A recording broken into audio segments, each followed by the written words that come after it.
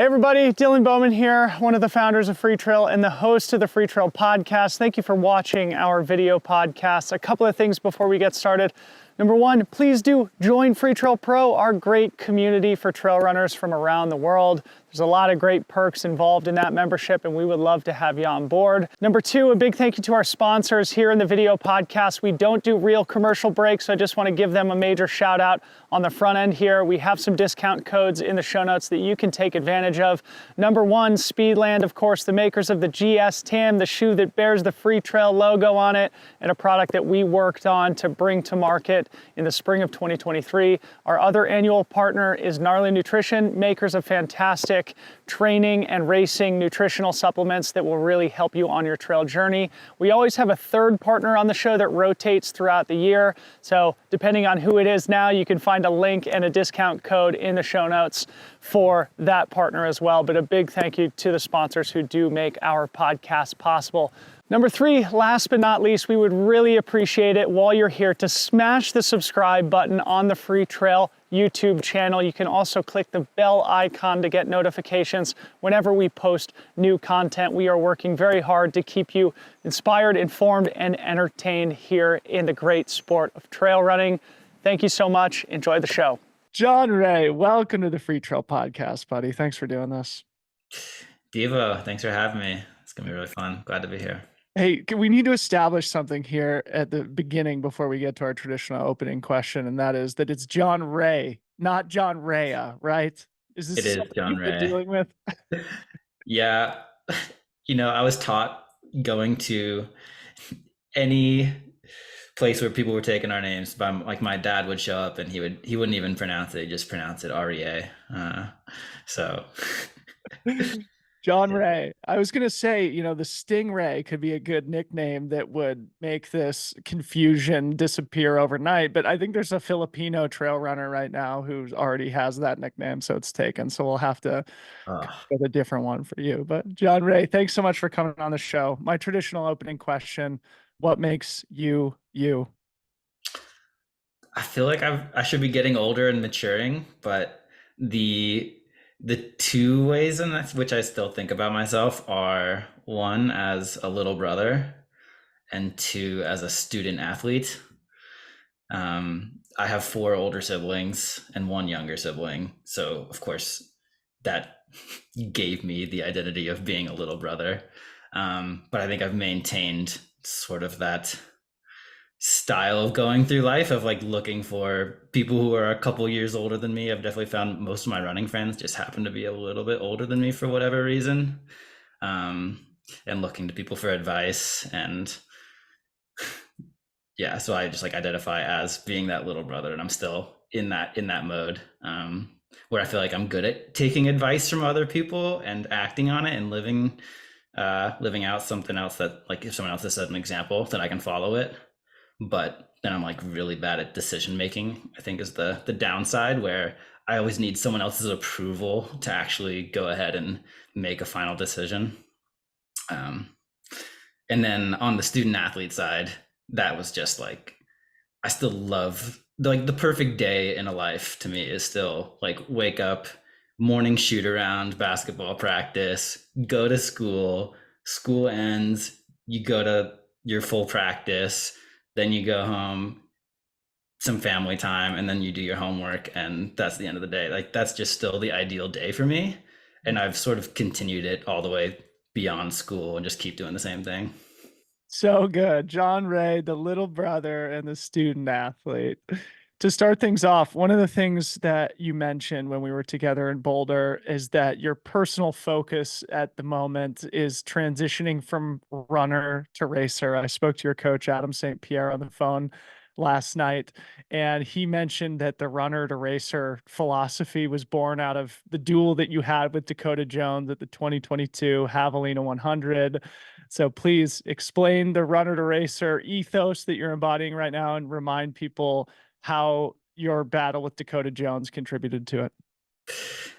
Yeah, maybe for a longer backstory, I played baseball and basketball growing up, and I played baseball in college, but wasn't going to do it after college. And so it was like a lot of post-collegiate athletes just stopped doing their sport and their athletic career sort of dies. And I was sort of at peace with that. I knew I wasn't good enough to make it to the major leagues, and that was okay. And I didn't need to do that. I still had a good time. And so I started trail running just because it was really fun. I had done a year of cross country in high school, but I wasn't that good at it. So I was like, okay, other people are faster than me. I can play sports. I'm not a real competitive racer. People were just faster at running than me. I still like doing it, and especially on trails, it was really fun. So my start in running was just that of adventure, having fun. I'm good enough that it felt nice to be, above average, but I wasn't competing for the win at any races. Mm-hmm. So over time, just working at it and having fun, making progress, and then getting to the point where I actually could compete with bigger names. And then Dakota Jones, clearly a bigger name, well established in the sport, and running next to him for pieces of the Javelina Jundred was in my head for sure. I think he was out of sight in the middle of the race, probably lap 3 or something like that. He went ahead of me, and I didn't see him again.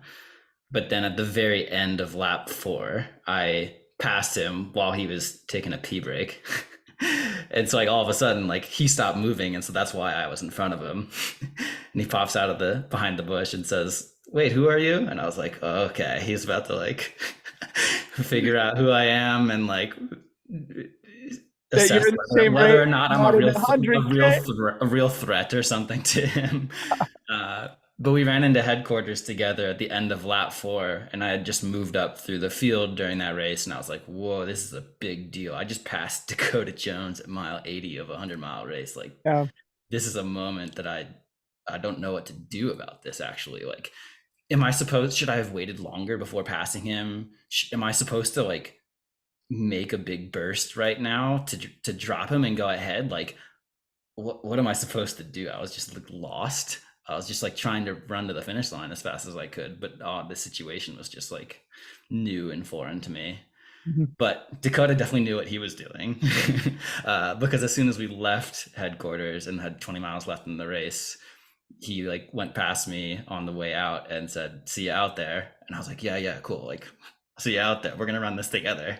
But then I didn't see him again the entire race. I was just chasing him for the next 20 miles, and he was out of sight. And so that taught me something, that you can just rise to another level. He seemed like he was hurting a little bit, but the competition and me catching up to him sort of woke him up and flipped a switch in his head. And I just watched him kick, and he had the guts to start his kick 20 miles from the finish line to make that move. And I was scared to do that or to match him, and I didn't know what I was doing. But watching him do that just was whoa, he's not out here just to get to the finish line as fast as he can, or he's not just oh, I'm gonna try my best and that'll be what it is. No, he's actually trying to race, and you can go to a different level when you're motivated by racing. And so that was really cool to witness, and I wasn't mad about it. I was just whoa, how'd he do that? Yeah, what a great development moment and opportunity for you. It reminds me actually of a moment in my career at the inaugural Run Rabbit Run 100. I got passed by Carl Meltzer at mile 70, 75 in the middle of the night when I was in the lead of the race. And of course, Carl Meltzer, one of the icons of the history of the sport, the winningest 100-miler ever. And I've always related it to basically, reading out of a 100-mile race execution textbook, having Carl Meltzer pass you at mile 75 of 100. This is similar with Dakota. And yeah, what a great, opportunity to just have that front row seat and learn what it means to go from runner to racer. This is great. Sets a great foundation for the rest of the conversation. Now going back in time, reconnecting with Jon Rea, the little brother. I know you grew up in the Bay Area. You're the 5th of 6 children. You mentioned to me that your siblings are really important to you and that you've drawn a lot of inspiration for them. So for the listeners, just give us a glimpse of your upbringing and the relationship that you have with your family. Yeah, my family's super high performing, very well educated, all student athletes. Both my parents got PhDs at Stanford and then just moved across the street and live in Palo Alto. They're still in the same house.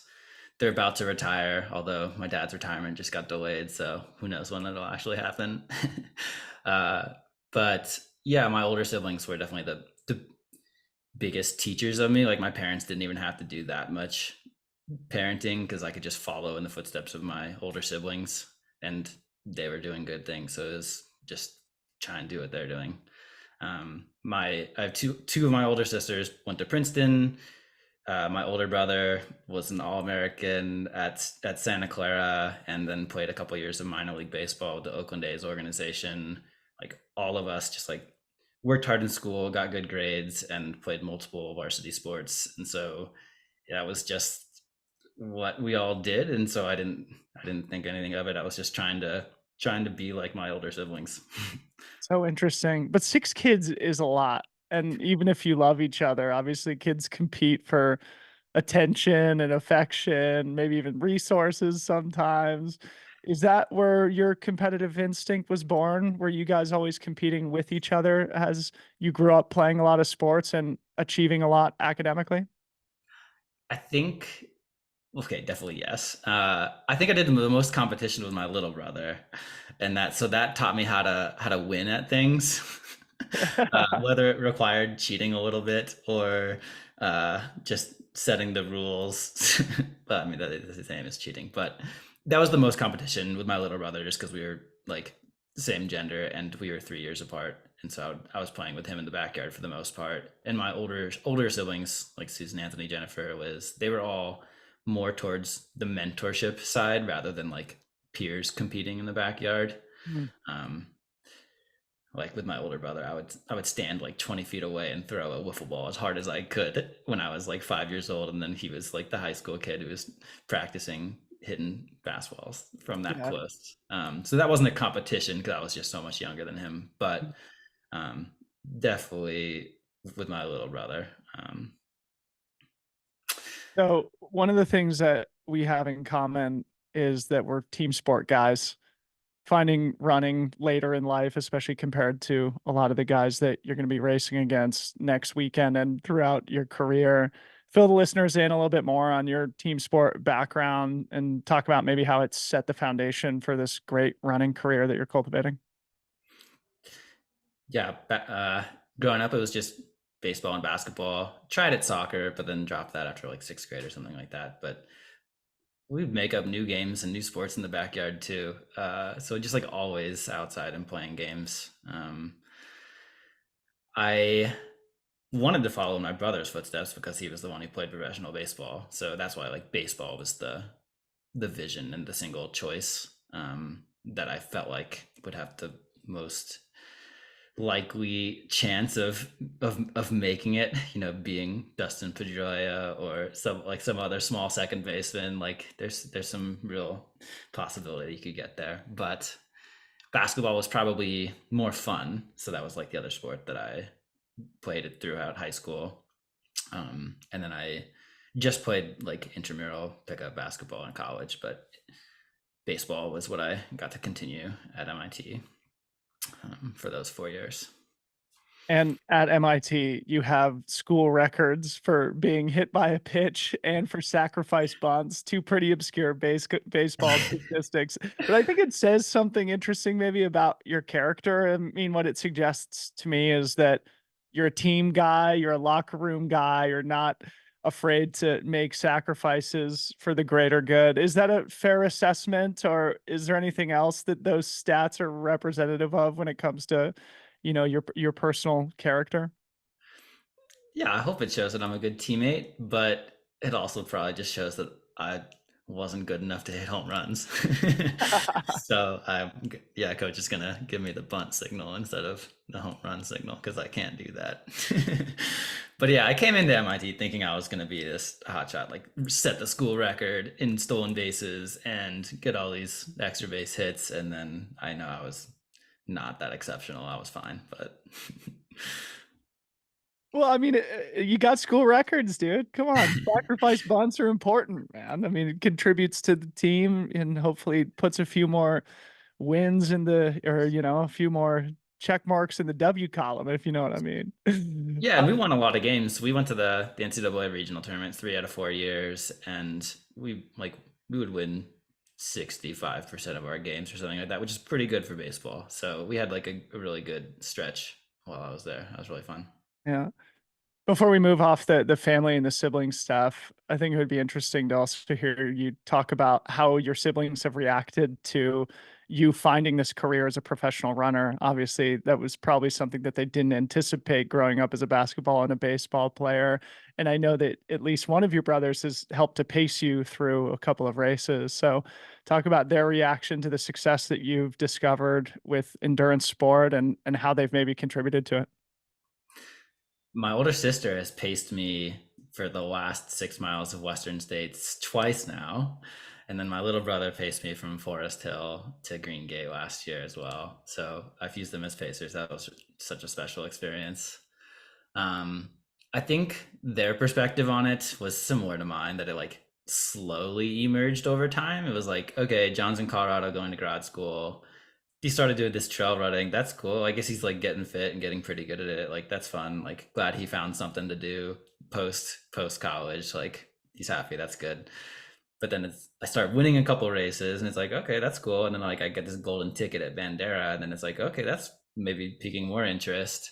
And so like each time I've done something to like level up, I feel like one more new person in the family gets inspired and goes like, oh wait, this is cool, maybe I'm gonna get into this too. So like my sister paced me first, and then my little brother's now run a couple ultra marathons, and then uh I was super proud that my older brother, I think, was the most inspired by last year. And he's always the best athlete in the family. He's like the professional athlete, but he was the one who said, man, I think you're the best athlete in the family now. And I was so honored by that. I still don't think it's true, because he's still going to be the best athlete in the family forever. Like, But come on, this family seems completely ridiculous. You're like the Manning family in some ways, but even smarter, right? The Stanford, MIT, Princeton, we got professional baseball players, we got professional runners. definitely The much more under the radar than the Manning family. But Manning family, but they just produce quarterbacks and they don't even go to the top institutions, the top academic institutions, that is. Coming back to present day, one of the things that I've been thinking about that is that just like I feel like you're at a really important moment in your career. You were fourth at CCC last year. You won and broke the course record at Javelina. You're going into Black Canyon now as one of the favorites, the most competitive golden ticket race in the history of the sport in all likelihood. And you're in your prime years athletically. How are you thinking about this particular moment and maybe this particular season? I'm really appreciating it. It's been super fun. And it's been a recurring theme on runs with friends recently, that other friends have been telling me, wow, it's like so cool to see your progression, that like you've just gotten so much better. Now you're at this level, and we're all so excited for you. And so those have been really fun reminders that this feels like a special moment, that I've gotten a lot better. And um, I still want to keep getting better, but I'm really appreciating where I am now, that I've definitely gotten so much more out of running, both experientially but also achievement wise, than I thought I would have when I started. Um, there's still a big part of me that, like caveats it with, this is still a niche sport. I could not hang with anyone at the Olympic marathon trials. If as many people were trying to be good at trail running as they are at other sports, then I would not stand out. And so that's like a quick like ego check, that like, look, I think I'm decent at it compared to the existing field and to this point in time, but also anything I do now is probably going to be pretty unimpressive to the next generation. Like 10 or 20 years from now, they're going to look at my times or whatever I've done and be like, that was good back then. Like what? So So How I do you think it's, think I feel, bro? Come on. yeah, I'm definitely proud. It's really fun. It's really motivating. And I want to keep doing it. It feels really special to be trying to be one of the top runners in the US. I, I definitely don't consider myself to be like thinking too much about the global stage yet. I'm still trying to like establish myself in the US, I think. But Dude, you finished yeah, it's fourth really fun. place at CCC last year. That's one of the most competitive races in all likelihood that's ever happened. You were obviously, like I said, broke the course record at Javelina, one of the older 100 milers in the US, proof that you are among the best in the world. Did those two performances in particular maybe change how you viewed your own capabilities? Yeah, CCC for sure. It because I was so surprised. Like I just surprised myself. I was went into that race thinking like, oh my god, like I don't know what I'm doing here. It's my first international race. All these Europeans have a different style of racing. There's so many good runners. I'm just gonna get lost, and I could have a great day and be in 50th place, and it won't matter. And that would be really demotivating. Maybe that's like I think that's the reason why I chose like why I'm pursuing trail running as opposed to other sports. Is because like I can be special in it. Um, but going into CCC, I didn't expect to be special in it. At least not fourth place. That was better than I was hoping for, and so it did shift my mind that like yeah, I guess I'd run with Dakota before, and so he still beat me by a couple minutes again. But I'd run with Drew Holman also. Like we're neck and neck a couple of times now. But yeah, never know exactly how a local race will translate to an international race. And I don't know, maybe these other guys just rise to a different level when they do these bigger scale races. Like I saw Dakota just flip a switch and go to a different mindset. And maybe there's just, these practice local races, the Quad Rock 50 or 25 or something like that. If I can compete with those guys there, then maybe they'll still crush me at a real race.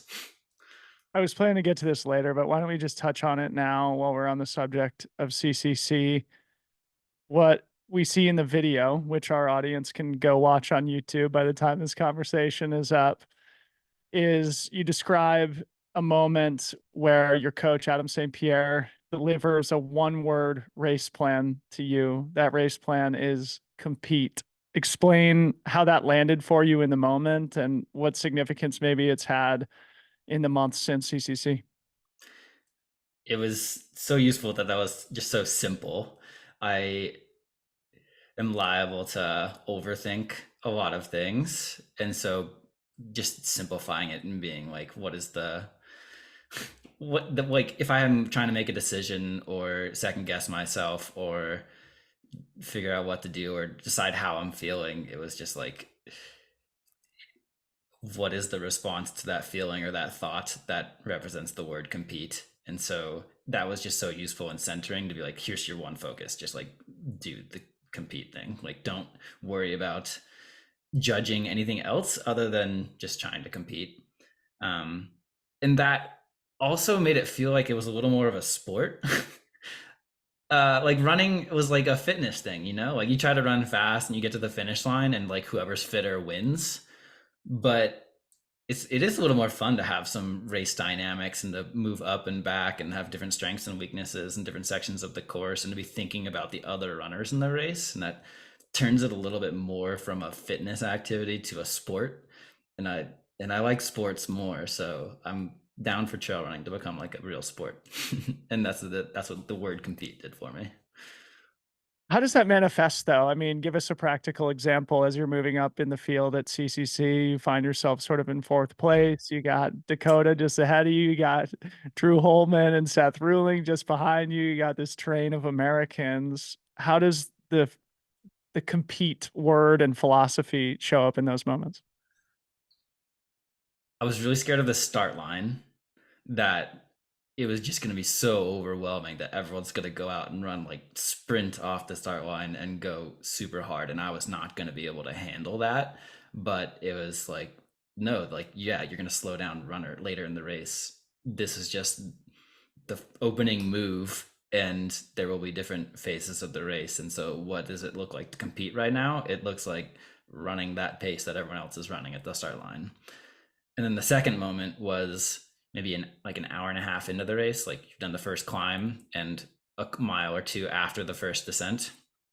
John Albin caught up to me because he had taken the first climb pretty patiently, and he just passed by me like slowly, gradually. And that felt like a really big decision moment of like, am I just going to let him go, or like, what is he going to do? Maybe I can learn from following him a little bit. And I don't know if it's a bad decision for me to try to keep up with John Albin, because I know he's probably going to win this race. But maybe I should maybe I should just run with him for a couple miles, and maybe I'll at least like witness something and I can learn something from it. So I just latched right behind him and I ran right behind him for a couple of miles before I did let him go. But that was another decision point of like, well, what does it look like to compete? Does it look like just letting him pass me and not thinking about it? Or does it mean like latching onto him when he goes? And so that was the second one.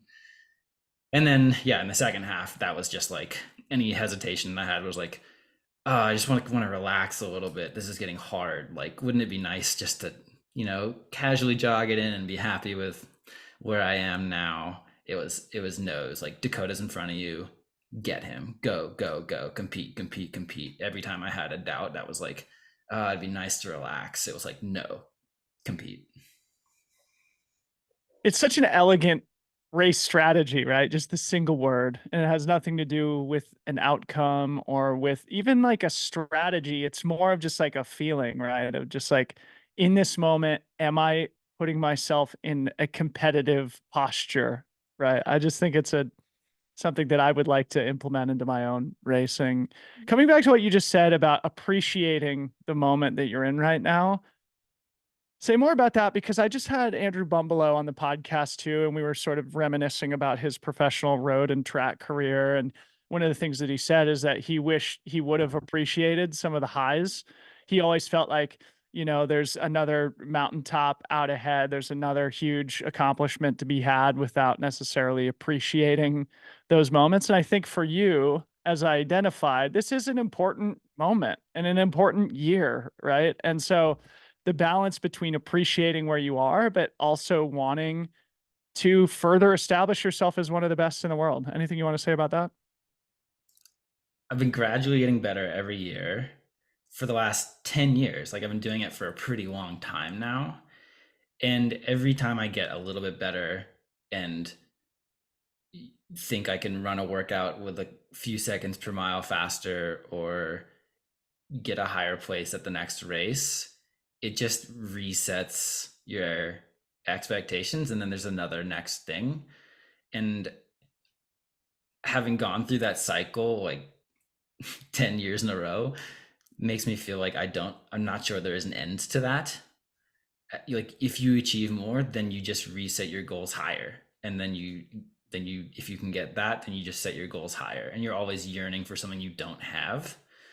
And then that's like a terrible mindset for happiness. My former roommate and college friend Joe, like on repeat, would just tell us like, guys, happiness equals reality minus expectations. So like, set your expectations a little bit lower and just really appreciate what you have. And so that can be, there's like a tension there, because like, you want to have high ambition, and I don't know. There's no need to have high ambition. Like, I don't know, plenty of people don't, and they're happy, and it's fine. Like, I don't know. I'm not sure why it's necessary to like always want to achieve. In fact, it may make you miserable. Yeah, maybe that's worse. I don't know. But I am motivated to keep trying to get better and see what that end point is. But I also know that can be like really dangerous and like over obsessing. Like, everyone who goes to the Olympics is really depressed afterwards. And, like, just when I had visions of playing professional sports when I was playing in my backyard as like an 8-year-old, like, I didn't think about like it not being good enough to be Dustin Pedroia. Like, he's not the MVP of the league every year, but like, I still want to be him. Like, it's like, that's good enough just to be in the league and playing the game. And of course, he's always trying his hardest. He's always doing his best, and I want to keep doing that. But I know it's a never ending cycle where like every time you get to another level, you can keep resetting the bar, and it's a moving goalpost, and that's not a fun life. I'd rather appreciate where I am, keep working as hard as I can. Like I don't, I, it's possible that that will hold me back and make me not try hard enough, but I don't think that's a huge risk. I think my natural inclination is to try too hard, and getting myself to hold back a little bit actually leads to better results usually. Mm. So I'm like hanging on to that a little bit, maybe. You see, like I feel like I should be unsatisfied, but I don't know. Recently, I have been extra satisfied with it, and like I just like want to be in this place, and like the grow, like continue being in this place of growing and still getting better, for a while, but to make sure I don't over obsess and just like make life terrible for myself and for Rachel. So then meditate on the value of hard work in and of itself. You had mentioned something about this in an email exchange that we were having. You used the example, especially of, getting into MIT, and it was born out of just like trying hard in math and science classes when you were coming up, and that a lot of the times, the value is in the effort itself. Say a few words about that. Yeah, that's definitely pretty woo woo, but I do believe it that the value is in the hard work, not an achievement. And most of the things that I'm most proud of doing in my life were not goals that I had originally. That like I didn't know what the end point of taking hard like the AP classes and doing my best in school and high school was going to be. I didn't know what college I could get into. I didn't know what it would lead to, but I did know it was worth it to try hard, even with an unknown, uncertain outcome. That the harder you work, the more opportunity you create for the future. And you don't need to know or have a specific vision of what that success looks like to know that putting in a little extra effort now will lead to something good. And it's okay for you to not know what that something is. And so I've had that experience both through like school, in trying to get into colleges, and then now with running, that like I didn't think that I was going to be able to win any of these races when I started trail running. I just like wanted to get a little bit better each year, and it's been really rewarding and cool to actually reach this point just through appreciating like trying to get better and growing. I love that. The harder you work, the more opportunity you create for the future. Let's talk about some of that hard work. Training. This podcast is, of course, a companion piece to the training video that we did with you in Boulder. It's probably about, a week or 10 days ago now. And in the video, you talk about how you've been doing 3 workouts a week, sometimes obviating long runs altogether. It's, sort of counterintuitive, especially for somebody who's training for a 60-mile race. So maybe give the listeners a sense of what you and Adam St. Pierre have been working on together and why. Yeah, I think I would have been doing similar training regardless of whatever race I was going to do. Just like winter training looks like more speed work, and I've always had more of a longer term view on the outcomes of training rather than it thinking about it just in the context of the race that I'm about to go into. Like I'm bringing to Black Canyon this year, not just the last 8 to 10 weeks of training. I'm bringing the really big training walk I did before Western States last April and May, and I'm bringing the like extra winter runs I did 3 years ago. Like those all matter for the long-term growth. So I think the long-term growing edge just for me is still these like faster workouts. And so trying to get more workouts in during the winter is just going to set me up for success in future races, not necessarily only thinking about short term. I think it'll have short term benefits and make me more prepared for Black Canyon, but also for the longer term as well. But yeah, I haven't done that many like weeks in a row with this many workouts ever. I don't think I've usually just done like 1 or 2 workouts per week. But this recent last couple months, I've been doing like workouts on Saturdays instead of long runs as an extra third workout. And so it's been a lot of speed work. Um, it's probably more necessary for me than for some of the like any runners who have like a fast running background. But it's been really fun. It keeps it entertaining. I love doing 200-meter repeats. Like you just get to be a kid and play and don't think that hard, but just like run fast. Um, so that's really fun. And then so in the workout video that's getting released along with this, it was like a mix of multiple workouts. Like not all of them looked exactly the same. I've been doing Yeah. maybe half of my workouts on the track, maybe slightly more than half recently, but like on an annual basis, probably only like a third of them are on the track. Yeah. Um, but the archetype of doing a short sprint and then that I think that's useful for improving my form, which I'm still working on, and I've always been like worse at sprinting than endurance compared to peers. Yeah, you're So critical of your form. When we posted that reel, you texted me about your foot placement or something like that. yeah, I'm looking for improvement for sure. I don't think I look the most pretty as a runner. Oh, There's come on, dude. As but somebody who was chasing you around that track, you looked like a gazelle to me. yeah, I don't know. I'm getting more with this video gives me some more attention than I've had in the past, I think, and so it makes me a little more self-conscious probably. But yeah, I think form improves from doing the track work and speed work, and it's just I like a balance between track workouts where everything is super measurable and it keeps you really honest and you can measure growth or like whether or not you're Yeah. having a good or a bad day, but also it makes you work One of the very things specifically on things. But whereas, and then in some trail workouts where it's just, based on time and you don't have a segment of trail that really well, and you just like, you can't really judge whether or not you're doing well or not during the workout. And that judgment free workout can be really useful too. And so I like having some workouts where I'm like super on and have to be measured, and some where I can just go and feel. Oh, that's a great takeaway for the listeners too. One of the things that Adam said to me last night was the track doesn't lie. So it is the type of workout where you can judge yourself objectively each and every time you step off the track, right?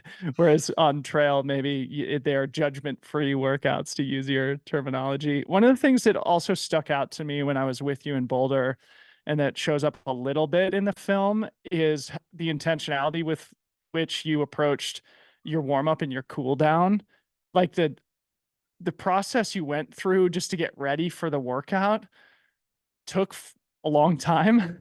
And we capture a small piece of it in the video, but maybe say a few words about your process of getting primed for these really critical workouts, and also like the recovery decompression afterwards. Just because, like I said, what stood out to me was that it was very intentional start to finish. Yeah, that's not new either. Like the intramural basketball team would be annoyed with me for like doing a few too more many warm-ups and like stretching too much before we would just like start the game. It's like, can we just start already? And I'm like, oh wait, let me just like finish a couple more stretches or something like that. Um, but I'm such a habit former that like once I add something to my routine, then it just stays there. So my habits just like stick really really strongly, and so like my routine just gets long enough where if I have any kind of PT exercise that I go to, I'm just like, yeah, they just add on top of each other. And maybe if I take them away, I have like a little higher injury risk or something. But probably what just holds me and keeps doing it is the fact that it does just make me feel ready. If I do the same routine, then like I just know I do my couple laps around the track with my high knees and my butt kicks and my side steps, and then I come to the middle of the field and I do my leg swings and I switch on my shoes, and then new shoes, okay, workout mode.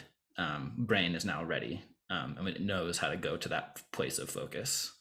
Um, so hopefully I can do the same thing during a race too, or if I do basically the same warm-up routine, then I can just go to this different mode and my brain goes to like a habit place where I don't have to think that hard. I don't have to, there's no inertia to overcome. It's natural. It just does it. So not only do these PT exercises and activations help you to limber up and get physically primed for the workout, but it also gets you mentally prepared for the inevitable suffering of 200-meter repeats on a track. So coming back to the Flux workout strategy, and that was actually the word also that Adam used when I talked to him. He said it was something that he picked up from Steve Magnus. It's different from every other video that we've made in our sort of training for series. So I wanted you to maybe talk in a little bit more detail about the Flux workouts, because I know this has been kind of the core of the focus, at least when it comes to the intensity component of your training for Black Canyon. So what do we mean by Flux workouts? People can obviously see this in the video, and what value has it brought into your training, and what purpose does it serve? So the term flux means like flow or change. And so it refers to changing in pace and having your body having to go through different physiological changes with that change in pace. It was nice that Adam, the first one he gave me was on the trail. So it was totally based on feel. It wasn't on the track where there's time associated with it. But most of them have looked like a 200-ish meter surge or about a 30-second meter surge at the beginning of an interval. So you start it. It's like it felt counterintuitive at first to be like, this is a terrible way to pace an interval. Like you don't want to start out hot and then like slow down over time. Like that's what failure looks like, right? But no, we're doing it on purpose where we sprint really hard, and then it seems like right at the end of that 30 seconds or like very soon afterwards is when I get that burning sensation in my legs and it feels terrible. But I'm still in the middle of an interval. So I've like started the interval with a 30-second sprint, and then I back off to like a threshold or tempo pace. And I'm still trying to maintain pretty high effort, but my body has to flush out all the waste products that were generated by doing that 30-second sprint. And I don't know. I don't know all the physiology, which is why I have a coach and I just trust him and do what he says. Yeah. But it's kind of fun. It's like gives you new sensations to like just watch and listen to. Like I can't control, like I don't have a choice. I have to sprint the start of this interval, and it's gonna I, feel terrible while I'm still trying to run fast, but I guess I'm just gonna like go through that and it's so cool. feel what it feels like. But I feel like, yeah, I don't know, maybe my body's getting better at flushing lactic acid out of my legs while I'm going up hills or doing surges, and like it feels like it's gonna help prime me to be able to match surges during a race, even though that's like on a very different time scale. Like during an ultras, no one's throwing in like a 30-second sprint as their move. It's like a 10-minute hill where they try to run fast on it or something like that. But if that doesn't, I don't know if it translates physiologically, but mentally it definitely will translate that I have that idea in my head that I can handle a moment of extra hardness, even though it was surrounded by hard before or hard after, that I can still surge when I'm uncomfortable, and then still be able to handle that and keep going strong. What Adam said also, just for the listeners, is that basically what it helps you to do is go to the well in the middle of a race. Maybe it's responding to a surge from another athlete. And then, yeah, to be able to recover and maybe give you more matches to burn than the competition. So much like your warm up and cool down routine, there's probably a mix of physiological and psychological benefits to these Flux workouts. Let's talk about the taper too, because it's something we were talking about in Boulder. We're 1 week out from Black Canyon today. You did a 3-hour, 20-mile run at 5 o'clock in the morning. I just saw on Strava. We were joking about it before we went live here today. Fill in the listeners on your taper philosophy, because I think this is a little bit unorthodox also. Yeah, I had to get up and start my run at 5 because I really wanted to make it to the marathon trials watch party at Scratch. It was worth it. It was a great time. Uh, yeah, I don't know if it's a strong philosophy. I feel like a few years ago, before having a coach, I just like took recommendations that you're like 3 weeks out, you're supposed to do 1 week where you do 60% of your volume, and then the next week you do 60% of that, so you're at like 1/3 of your volume, and then it's race week and you just run like a couple short runs before your race. And that's what, in my mind, of what the established taper is. And I don't know if that's actually what everyone else does or if it's actually like a bigger taper than most people. But so I did that for my first few ultras, and I just felt like unhappy, even more so than just like, well, I don't know, like everyone's unhappy during a taper. At least Not people. me, dude. I love tapering. Yeah, I don't know, it's fun. My life's a taper at this point, though. So Yeah, taper on different time scales and different cycles. It's all, been yeah. tapering for 2 years now. Anyway, keep going. But like my general happiness matters, and maybe I would show up to a race slightly more physically optimized or fresh if I did that full 3 week thing. But I don't. I just feel like my sleep, my eating, everything about my life is a little bit happier and a little bit better if I don't do that full 60%, then 60% of that for the next couple of weeks. So, and I don't know, I haven't talked that much to Adam about our taper, but I'm noticing that he definitely still like gives me full training all the way through, up through at least 2 weeks up until the race, and then I'll still do workouts, and like like 3 hours is not the longest run I'll ever do, but it's still a decent long run, and I'm no longer scared of that, meaning that I'll show up to the race super tired. I feel like it's still, as long as I don't overdo it on effort and Yeah.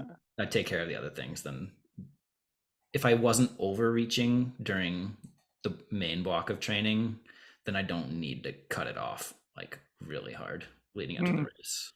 Yeah, I just think it's interesting. Again, just for the listeners, we're exactly a week out from Black Canyon as we're recording this. And I doubt there's many people who are going to be competing for the win next weekend who've done a 20-mile, 3-hour run this morning. So coming back to the marathon trials, maybe this would be a fun thing to talk about. I know it's fresh in your memory. Anything from the race, any storylines or moments or athletes that inspired you, or were there any thoughts going through your head knowing that you're obviously at the doorstep of a big race yourself? I told myself to remember her name, but I sort of forgot it. Dakota. She was the third place woman. I found her to be the Lundworm? most. So, yeah, I what's the think last it's name? Lundworm, Dakota Lundworm, I think. Yeah, she was the most inspiring racer out there to me. She seems to race with guts, but no ego. And at the finish line, she had surprised herself, but was just pure joy and appreciation of like her competitors. Like, she was proud of the people in front of her. She recognized the people behind her, but she made the team and she surprised herself, but she like went about it in a way that clearly showed some courage, and like she stuck in it and went through it and was just like pure joy at the end, which was a contrast to like my baseline on road running is like, you just know this is the time that you could run or you're supposed to run, and then you either do that or you're slower and it's a failure. And there's less upside to it to me than in trail running, where it feels more often like people surprise themselves or do something that was previously unimagined. And in road running, it's a little too precise and known what the potential is. Yeah. So maybe that's also like the status of the sport, that trail running still has a lot of growth to go through and people can make big leaps above what is done in the past. But it's really cool to also see individuals do that. And Dakota, I don't know her story, but at least what I witnessed in seeing her reaction in the middle and at the end of the race made it seem like she went through that personally. And that was super cool and, yeah, inspiring. Yeah. What a cool thing. It's too bad it only happens once every 4 years, but you're right. I mean, the men's race, there wasn't really surprises, right? Connor and Clayton, the BYU guys, came in kind of as the favorites. They finished 1-2. And then on the women's side, it was full of surprises, or at least Sisson maybe wasn't a surprise, but the woman who finished first and the woman who won, it was her first ever marathon. She wins the Olympic trials in third place again. Yeah. almost an unknown quantity making the Olympic team. This is why sports are just the best, dude. It is. Yeah, So, maybe we'll see that at Black Canyon. Someone who's never like run True Heart 60 Brown, miles right? before is gonna smash it and like Yeah, surprise everyone. Everyone's gonna be like, "Wow, that was awesome." it's so true. Yeah, it's like True Heart Brown a couple years ago, right? Cool. Well, before we start talking about Black Canyon, I wanted to talk also for a bit about what you do professionally. You're far from a one-dimensional professional athlete. Before we get to RMI, tell me a bit about your PhD work and how it set up your professional career and where you are now. I was a mechanical engineer in undergrad, and then I went to grad school for material science, but that was an interdisciplinary program that most of my work was still mechanical engineering. So I got good at doing heat transfer calculations and simulating temperatures and energy flows between blocks of abstract masses. Um, but my research in grad school was on thermal energy storage. We were trying to build a cheaper battery, but using thermal energy storage instead of electrochemical energy storage. So instead of a battery, we would just heat up and cool down a bucket of aluminum, basically like melt and freeze aluminum, and transfer that heat into a heat engine that would convert it to electricity.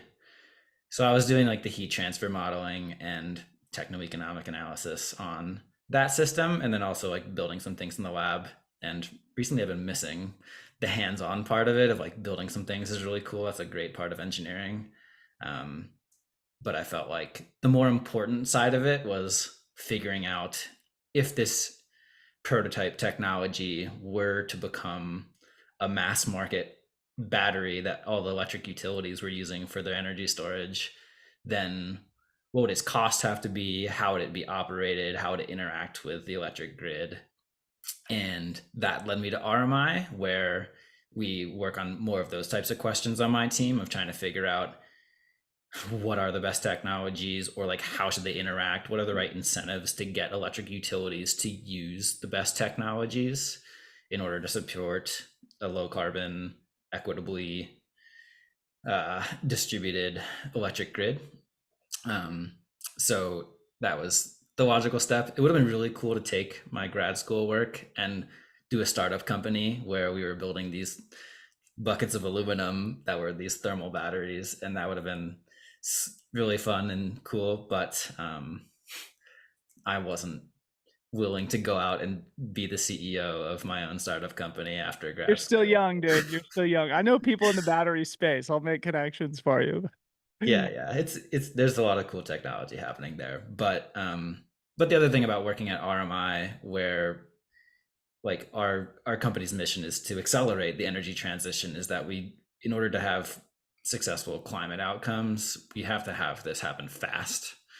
And so a technology that's going to be useful 10 years from now at scale is almost like too late. Like the US needs to have like a zero carbon electric grid, like 100% renewable energy by like 2035. And in order for us to limit global warming to 1.5 C as like the consensus target that we're aiming for. And so Yeah. it has to happen super, super fast, which means that a lot of the progress and growth has to happen through technologies that already exist. And so that's more what I'm working on now, is trying to make sure the electric utilities have the right incentives to just do what they can do now as fast as possible, rather than worrying about the last couple percent of carbon emissions at the end of that transition. So good, man. What a worthy thing to dedicate your life to. When we were talking, you mentioned the importance of prioritizing high impact initiatives when it comes to climate change. And the example you use as it relates to the trail running community was like, yeah, going cupless at races is good. It's nice, but maybe it's like symbolic or a distraction from more significant actions that we can be taking individually and collectively. Say more about that. I think there's some psychological danger in feeling good about yourself for having taken some positive action, that it makes you relax and then do fewer good things elsewhere in your life. And so if you're over optimizing in one area, that's not as important, then you're not putting in the right focus on something else that's actually more important. And so that comes up, I think, in like carbon emissions accounting and work at RMI, that we don't want to put a ton of effort in a huge project into decarbonizing like some tiny industry that is 0.01% of carbon emissions. Like we need to convert internal combustion engines to electric vehicles. Like that's 30 to 30% of US emissions, like the big things matter. And if we worry too much about the little things, then we miss some of those big things. And that doesn't mean that like the little things don't matter. I do so many of those little things in my life, but I try to maintain perspective and not be like too proud of myself for the fact that I recycled my aluminum can. Like that's nice, but even more like don't forget how important that is relative to the actions you can take in the rest of your life. Yeah. And people will see in the video, but you definitely do practice what you preach. You rode your bike to work. I think you say something to the effect of you pretend like you don't have a car, live as if you don't have a car, and then do all the other important things, to align your values with your actions. So moving on to Black Canyon, obviously we can't not talk about the big race before we sign off here. You, Jon Rea, are one of only a couple, I think, is you and Ryan Montgomery. Is there anybody else who's already has a golden ticket or a spot at Western States going in? Cole Watson. Oh, Watson, right. Okay, so you're in the fortunate position that you do not need a golden ticket. There are dozens of competitors that are going there for that express purpose. How does that impact your mindset and your strategy ahead of the big race? It makes it a less of a zero-sum game where I'm not hoping that everyone else rolls their ankle or like forgets their hydration or something like that. Not that I'm ever wishing that on anyone else during a race either, but I can be a little bit less competitive and feel like I'm fighting against everyone else. But it's so cool to have this many good runners in a race where we're working together, in my mind, to run a fast time and move the sport forward, in addition to like the fact that we're trying to beat each other and there are winners and losers. But I get to see more of the people around me as friends, I think, than like threats is the way I'm seeing it. I want to run a fast time for sure, and there being a competitive field is gonna help make that happen. Maybe partly It looks because like a good day too. I know there's I rain in know. the forecast, but Yeah, the weather looks dangerously good. Like there's fast. gonna be no excuses for it Yeah. not to be a fast race. Like Which means that likely there's minimizes carnage too. yeah, that's what I learned at Western States this year too, that like Yep. it would be a mistake to start too slow. Yep. um we'll see what this kind of conversation leads to on race day, but yeah, I'm looking forward to running with people and us working together to move like the sport forward and run a fast time. And I will have the self-belief that I can hang in the second half, and like I'll run through the simulations of like I don't know what to expect, but I'll have a bunch of scenarios in my head that I'll play with and be curious and watching for as the race unfolds. Yeah, because you could take it with one of two approaches. Having the golden ticket, it's a flyer, right? You could just take it to the field, assert yourself, push the pace, put people in an uncomfortable position early, or you could race with a little bit more, of a conservative approach and then, yeah, try and hang on, run a fast time, see how fast you want to take it. So anyway, it's an interesting position to be in, and I think a lot of people would love to switch spots with you, but yeah, I think you go in as certainly, even if it's crazy deep, I still think there's 5 to 7 guys who have a chance of winning it, and I put you very much in that category. I talked to Adam St. Pierre again, obviously, and we've talked about him a lot here in the podcast. And when I asked him sort of what the one word what the one word race plan was, again, reminding our listeners that the one word race plan at CCC was just compete. He said, well, it's not one word, but go do something historic. So he definitely feels like you're in a good spot to, yeah, potentially even lower that course record or put down a historically fast time on the course. Anything you want to say about that, about how you and Adam have been talking about the race strategically, or what the mantra is going to be going into the race? I haven't fully thought through all of that, but I do think there's like a funny bit of incrementalism that happens because, like, I mean, Anthony Costales ran a great race last year. What I did is I looked at all of his splits and I'm like, I have those down on paper, and so that's my baseline. And so I've been guessing a bunch of other people did the same thing. And so if you take that as your comparison and then just try to improve it a little bit, then you can run a course record or move the time forward just a little bit, step by step, minute by minute.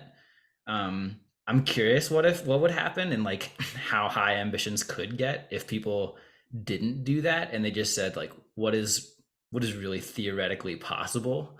Like if someone set themselves a pace chart for Black Canyon that's gonna go under 7 hours, like could someone do that? I don't know, maybe. I don't think I can, but um, like it's a different method. So I want to like believe that there's upside. I guess when I'm trying to like motivate myself to believe that there's that big opportunity, I have like the managing director of the electricity team at RMI had this quote when I was getting into a project where we were just starting it and we were starting to pitch it to different audiences and get the feedback and response. And her suggestion to our team was make sure you're prepared for wild success. Like, what are you going to do if everyone responds to this and says, whoa, that's the best idea I've ever heard. Can you please spend $10 million on this next year and make it grow as fast as possible? Like, know what you're going to do if it's a great day and don't just relax and rest on that.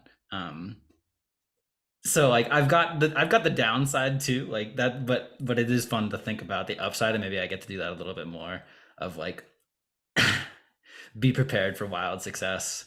I love that, dude. And it's again, it's counterintuitive. It's an unorthodox approach. And there's a few examples of this in you and how you conduct yourself. And, most people prepare for the downside, prepare for the bad situation. There's a which lot of value in doing that. which they should do, and I Yeah. definitely will be thinking about things that could go wrong and how I'm gonna like get through it if I have a bad day, which is just as likely. But So say it's again what she said, be prepared for wild success. yeah.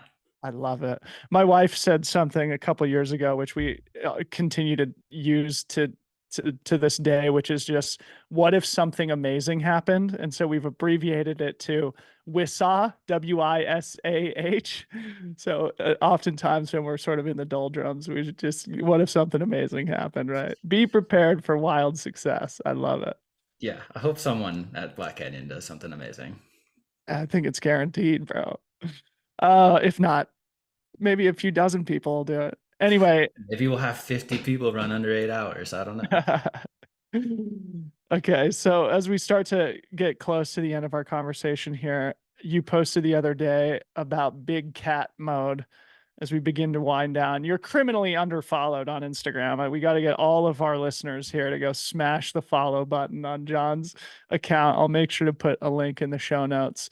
But you talk about big cat mode. Since you're probably going to be talking to a bunch of new followers today, expand on what big cat mode is and how you're channeling that energy here in the final week before the race.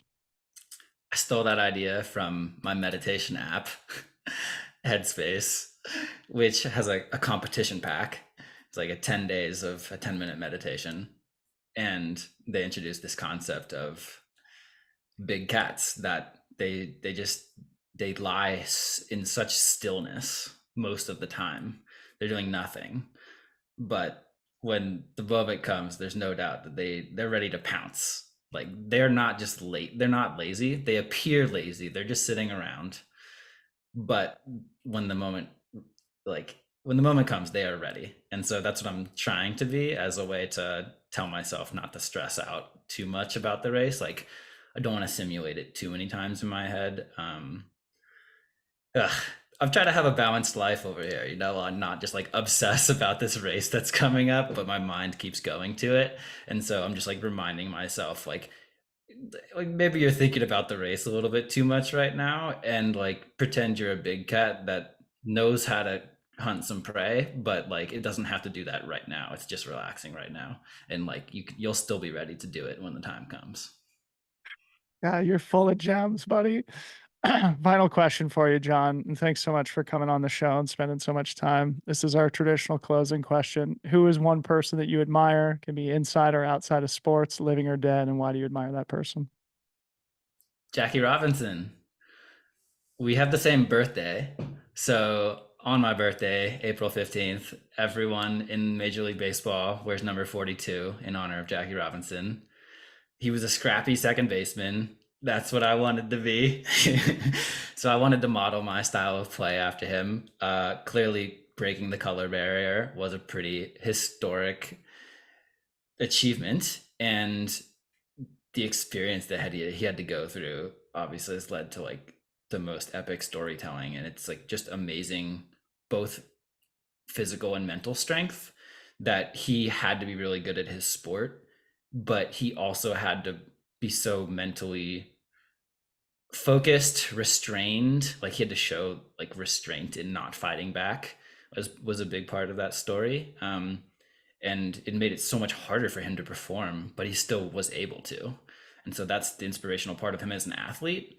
But after his athletic career, he also was still very politically active in a way that like modern society cannot do, where he like supported candidates on both of the major parties at different times in his life. Huh. Always that he was like pretty objective in his assessment of which candidates he believed in that would support the things that he cared about. He wasn't just voting on party lines, and so he was a good political advocate in his post athletic career as well. And so if I could live a life as good as Jackie Robinson, clearly that'd be amazing.